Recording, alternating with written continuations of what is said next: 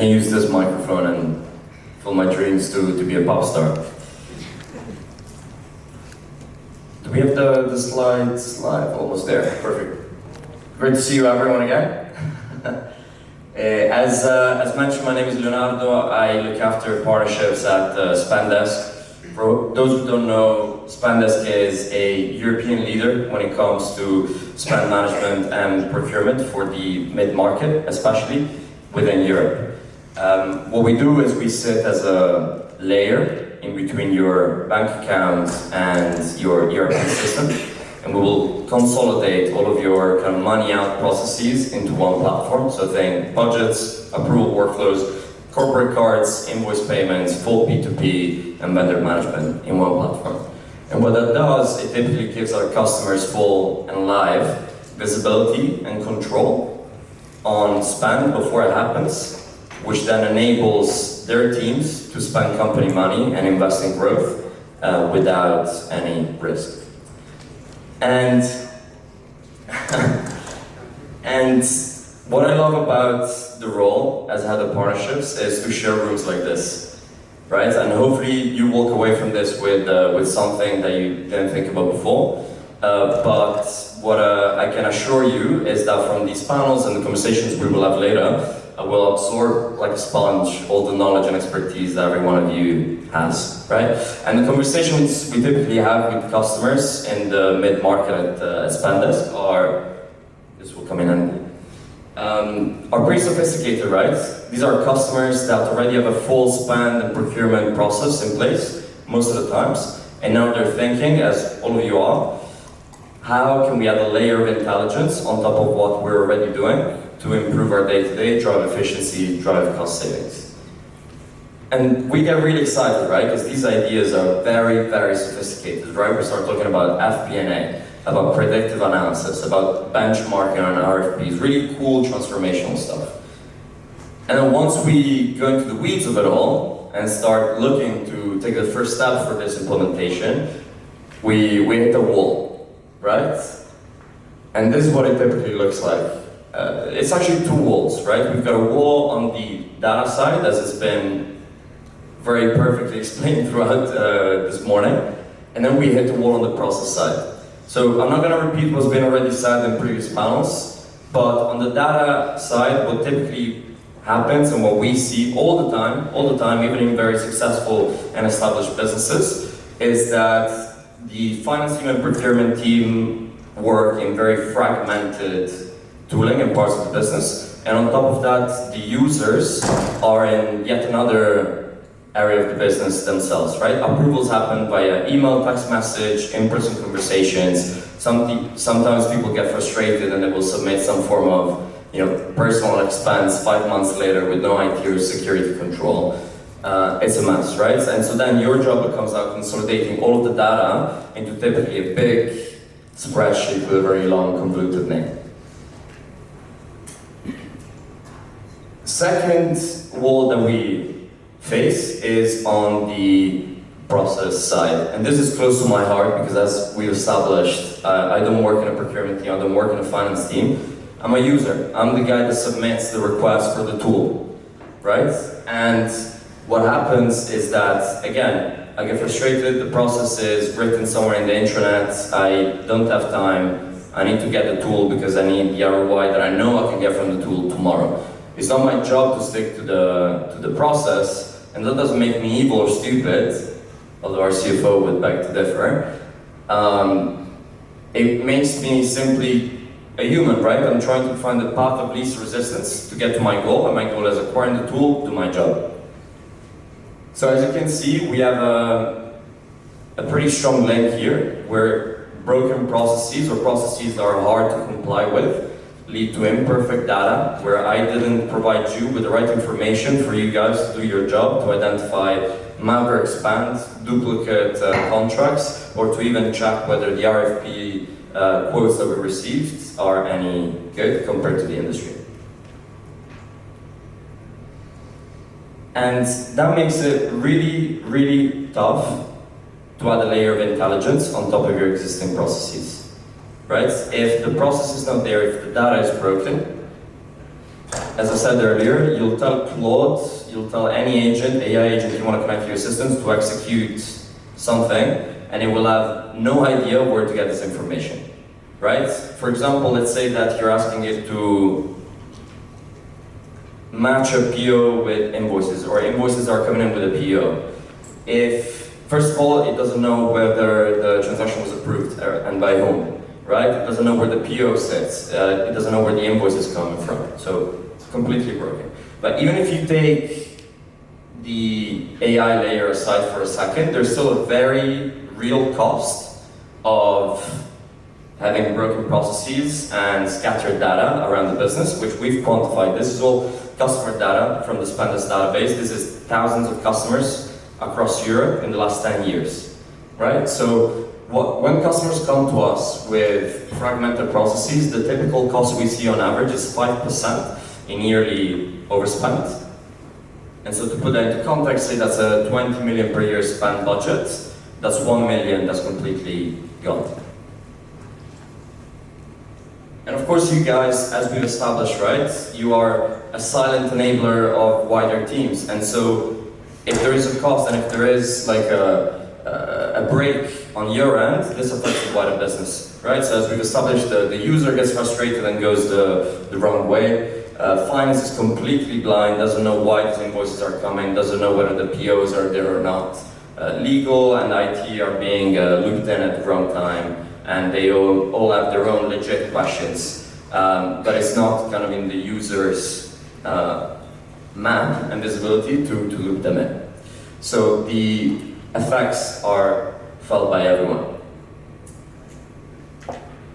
Now, just to recap, the main problem we've identified here is that broken processes, not broken processes, right? So you've all worked very hard to put together these processes. The processes are correct.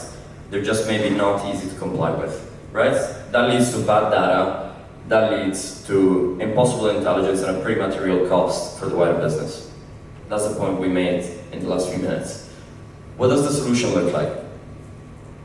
What we do and what we advise customers to do is consolidation. There's a lot of power in consolidation in terms of bringing all processes end-to-end into one platform. What does that mean in practice? It means that the user, finance, you guys, IT, legal, you're all working in the same platform, and this gives you, in exchange, live visibility and control over whether the spend that's happening is supposed to happen and is within budget, right? So we have guided intake where the user like me gets handheld to make sure that you get the right information that you need. The approval workflows go directly to the right folks without me having to lift a finger, and then the right folks are pulled in at the right time, depending on the process that you've established, right? And then if everything looks good, we go over to invoice matching and then payment. What I want to do now is I want to show you, so that you can touch with hands, how this translates not only to better data and better process, but also how this can then lead to better AI implementation in your business, right? So let's take three main examples within this workflow. Number one, and as we've established, my favorite is the intake form. It's what I use. We do something called a dynamic intake form, right? So if the process has already been baked into the platform, and by the way, this is not just Spendesk, right? Most procurement tools that you use every day will do this, right? They will carry the user through a journey that gets them to give you the right amount of information that you need in order to do your job. What happens then from there, if you have all the right information, we can start layering AI in a simple but pretty powerful fashion, right? So something we've rolled out ourselves in the last few months is as the user starts typing out the purchase request, the AI will understand what type of request this is, and it will already pre-fill it for you or suggest it for you. If there is an existing similar vendor, it doesn't have to be the same vendor, but if there is an existing vendor that does exactly what you're asking, it will suggest this and highlight it to you so that you can prevent having different vendors or multiple different purchase agreements with the same vendor. And so again, very small changes for us as a product looks almost minuscule from your perspective, but if it helps you to catch 2 free contracts with the same supplier, or double spend on the same product, that's already a win, right? That's money going back into your pocket. And this is all about visibility, right? So visibility for me is probably the most transformational pillar that we're going to show today. And the reason for that is, if we go back to the broken stack that we talked about earlier, POs in the ERP, payments happening in the AP tool, the approvals happening by email, everything crammed into a spreadsheet once a month, right, during a big audit. The work that you're doing becomes reactive, right? You're looking at what happened in the last month, and there's very little you can do at that point to prevent or fix the payments that have gone out. The overspend, the maverick spend, that's already happened. Let's bring it all together into one platform, as we said earlier. What happens? You and finance are aligned, right? You have one place where you're seeing who's approving what and when, so you can catch delays. You're seeing whether that specific cost center is over budget already, and so that spend actually shouldn't be approved. And you're also seeing the POs and invoices that are in the same place, so very easy to match, right? So if there is a dissonance, very easy to catch that. Even if all of this exists, and I think a lot of you maybe already use tools that do this, by having everything in one place, we can easily add a layer of intelligence on top of it, right? So let's layer AI on top of this. What we've seen a lot of customers do here, for example, is automate completely the process of PO and invoice matching and identifying anomalies in the spend, for example, duplicate spend, right? So that's work that required a full audit before, that now Claude can do because he just got access to your ERP and Spendesk. And even more elegantly, we'll check the transactions on the bookkeeping stage and then push them to the ERP without you guys or finance administrator. So yet another case of strong process equals strong data equals finally we can implement AI in a way that actually makes a difference and frees up your time. Final one is contract management. When it comes to contract management, same principle, right? As we said earlier, it's all about breaking this down in first principles. You've got all the contracts in one place. What that means, the data is indexed, all in the same place. You know exactly who you're paying, when are you paying them, how much, what the terms are, etc. And that's where you can get really creative, right? For example, our own at Procurement created an agent that risk scores the vendors before the contract renews.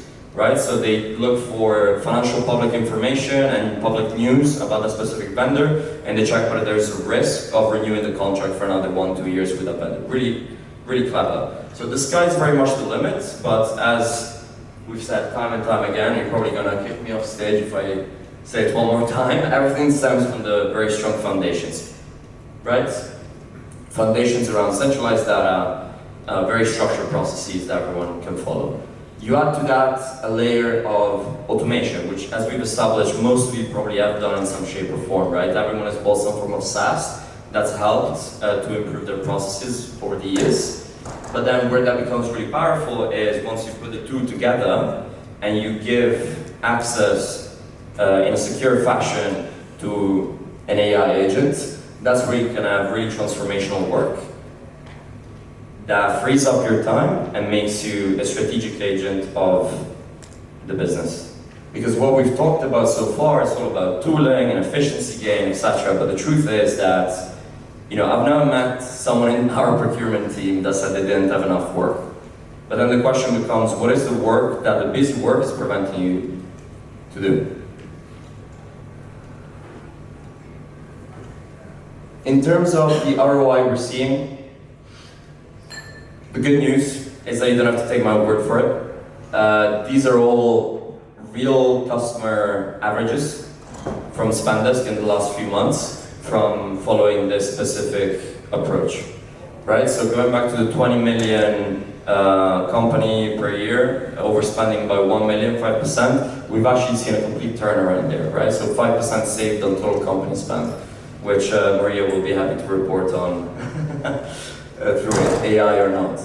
We're also seeing 46% time saved in the purchasing process, and these are the efficiency gains we talked about, right? The approvals are done automatically, all in one platform, not by email, not waiting months for it. Zero missed contracts. We're very proud of that one.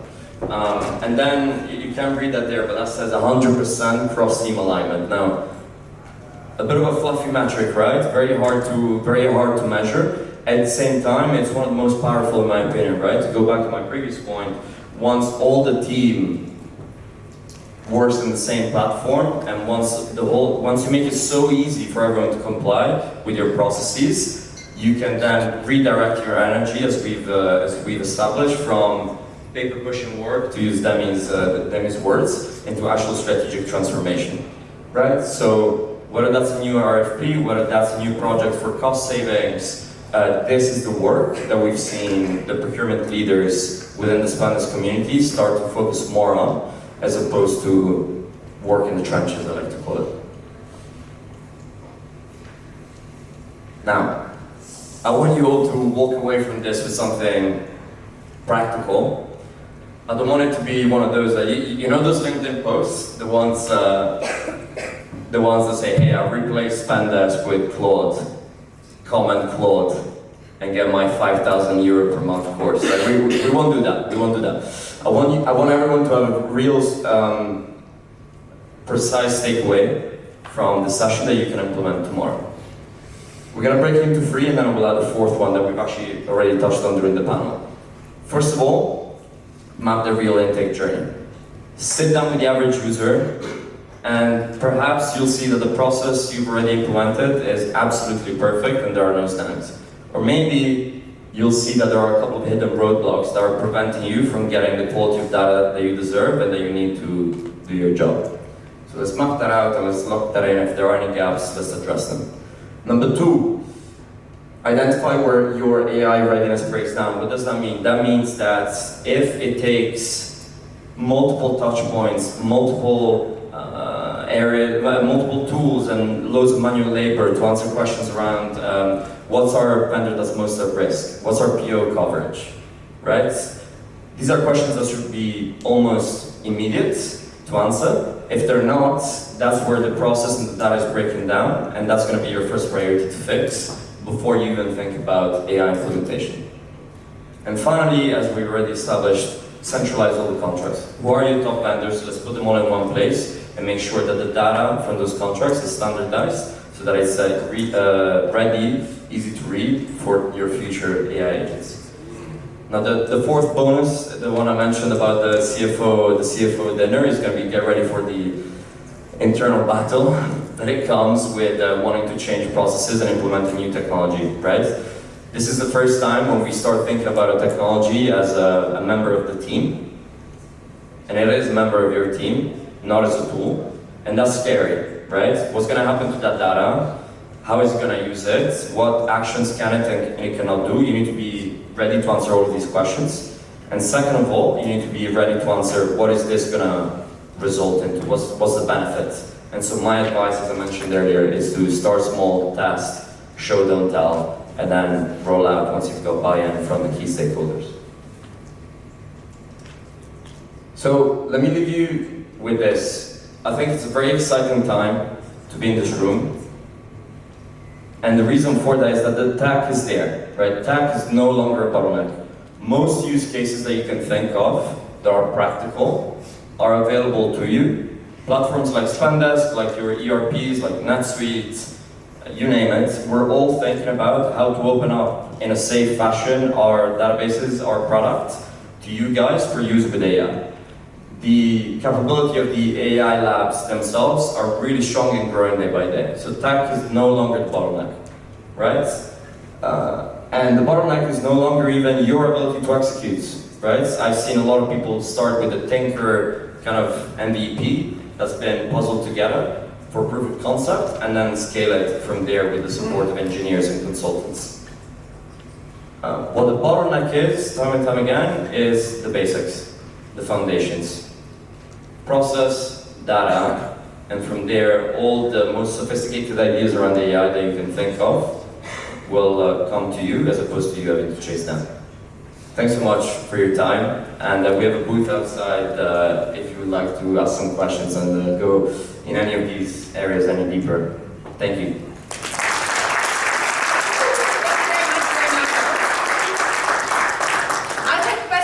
In the room for Leonardo. Right now or later, I think there will be plenty of opportunity, but maybe something that is very urgent and needs to be answered right now. Maybe one question from my side, Leonardo. Please. So if anybody steps out of this room and is like, okay, I want to start implementing this right now, what is the first step to do?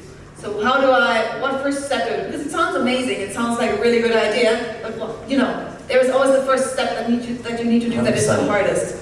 So the commercial person who will start asking questions, right? What does AI implementation mean for you, right? What's your biggest bottleneck at the moment? What does your process look like? What are you trying to achieve? How are you measuring ROI? And once we've mapped out all of that, we need to do a feasibility check. Is the data in the right place? Is it easy to access? Is it safe to access for an agent? And then from there we can start with the fun stuff, right? Which is thinking about how do we connect it all together to execute. So again, the biggest takeaway I think is forget about AI for the next 3 months and just focus on making sure that the foundation is correct and you've got everything mapped out. And from there it will be very easy to see which tools you can use to achieve whatever the goal you set for yourself is. Yeah, okay. Thank you so much. Thank you.